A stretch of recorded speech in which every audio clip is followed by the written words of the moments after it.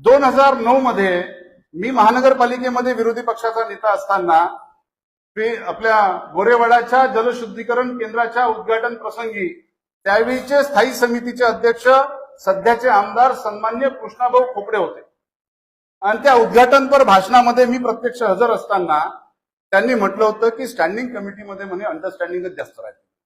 मला अंडरस्टँडिंग शब्द आला कुठं? आपल्याला शिक्षण कमी आहे, हे विद्वान लोक पंडित लोक हे जे सांगते ते आम्ही ऐकतो. तर गडकरी साहेबांना म्हटलं अंडरस्टँडिंग राहते आणि म्हणे हे अजेंडा नंतर वाचते म्हणे, पहिले त्याचे आकडे वाचते म्हणे. गडकरी साहेब म्हणत होते, रेकॉर्डवर आहे.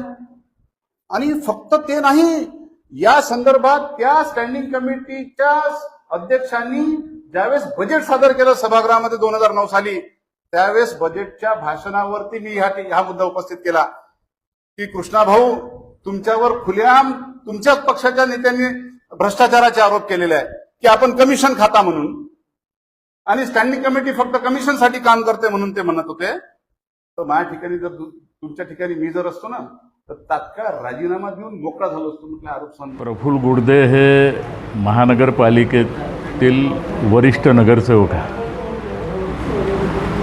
2008 आणि 2009 मध्ये मी स्थायी समितीचा अध्यक्ष होतो. बहुतेक मला आठवते का त्या स्थायी समितीमध्ये प्रफुल्ल गुडदे बी त्यावेळेस स्थायी समितीचे सदस्य असतील. आज 2008 आणि 2026च्या मधामध्ये आज 15-16 वर्षाचा हा कार्यकाल गेला आहे आणि या 15-16-20 वर्षाच्या कार्यकालामध्ये आजपर्यंत ते कधीच या विषयावर बोलले नाही. आणि जेव्हापासून ते अध्यक्ष झाले तेव्हापासून काही ना काही अनापशना बोलणं, अनापशना आरोप लावणं, हा एकमेव उद्योगधंदा, एकमेव कोणाला तरी टार्गेट करणं, हा एकमेव उद्योगधंदा प्रफुल्ल गुडदे या ठिकाणी करत आहे. प्रफुल्ल गुडदेने स्वतः चिंतन करण्याची आवश्यकता आहे का नागपूर शहरामध्ये 50 वर्ष काँग्रेसचं राज्य होतं. देशामध्ये अनेक नागपूरचे मंत्री झाले, खासदार झाले, नागपुरात अनेक लोक मंत्री झाले, अनेक लोक आमदार झाले. ते प्रफुल्ल ज्या नेत्याला आपला नेता मानते ते स्वतः 25 वर्ष पूर्व नागपूरचे आमदार होते, 12-13 वर्ष मंत्री होते.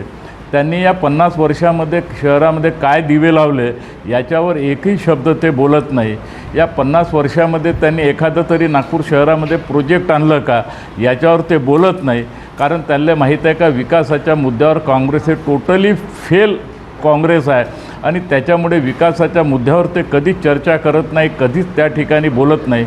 परंतु अनाप आरोप लावून आपली मानसिकता कशा प्रकारची आहे हे सिद्ध करण्याचा ते प्रयत्न या ठिकाणी करत आहे.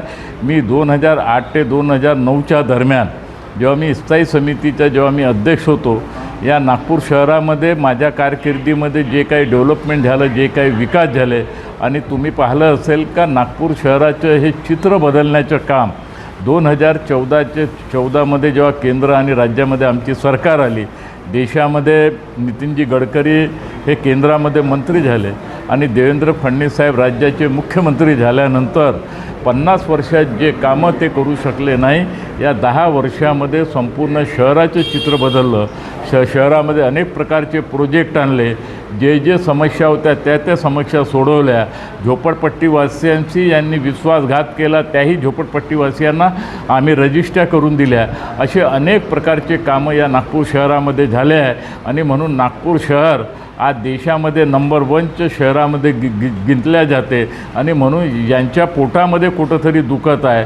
पहिले अध्यक्ष होते ते याच्यावर भाष्य नव्हते करत, परंतु हे जेव्हापासून आले तेव्हापासून जो बडबड यांनी सुरू केलेली आहे त्यांनी स्वतः चिंतन करण्याची आवश्यकता आहे. त्यांचे वडील आणि ते जेव्हा भाजपमध्ये होते त्यावेळे भाजपमध्ये त्यांना किती मान सन्मान मिळत होता आणि जेव्हापासून ते काँग्रेसमध्ये आले त्यांची कशी दुर्गती होत आहे हे सगळ्यालाच माहीत आहे आणि हे काँग्रेसच्या लोकांनाही माहीत आहे. पहिले त्यांनी आपलं घर सांभाळावं आणि विकासाच्या मुद्द्यावर 1 to 1 अगर ते चर्चा करण्यात तयार असेल तर मी 1 to 1 चर्चा करण्यासाठी तयार आहे. परंतु आपली मानसिकतेचा परिचय त्यांनी अशा प्रकारचे देऊ नये. कारण प्रफुल्ल गुडदे हे अभ्यासू नगरसेवक आहे. कारण मी स्वतः महानगरपालिकेमध्ये त्यांच्यासोबत काम केलं आहे. ते चांगली बाजू मांडत होते. परंतु आता काय बिघडलं माहीत नाही त्यांच्या काँग्रेसच्या आपसी वादामुळे, कारण काँग्रेसमध्ये त्यांना कोणी विचारत नाही आणि कसे तरी ते अध्यक्ष बनले आणि म्हणून वर्तमानपत्र असेल, मीडियाच्या माध्यमातून असेल, अशा अनेक प्रकारच्या आरोप प्रत्यारोप करून ते आपली छबी दुरुस्त करत आहे का आपली छबी बिघडवत आहे हे याचं स्वतः त्यांनी चिंतन करण्याची आवश्यकता आहे. अगर त्यांना वाटते तर नागपूर शहरामध्ये 50 वर्ष काँग्रेसनी काय केलं आणि आम्ही 10 वर्षामध्ये काय केलं, अगर त्यांची हिंमत असेल तर 1 to 1 मी चर्चा करण्यास तयार आहे.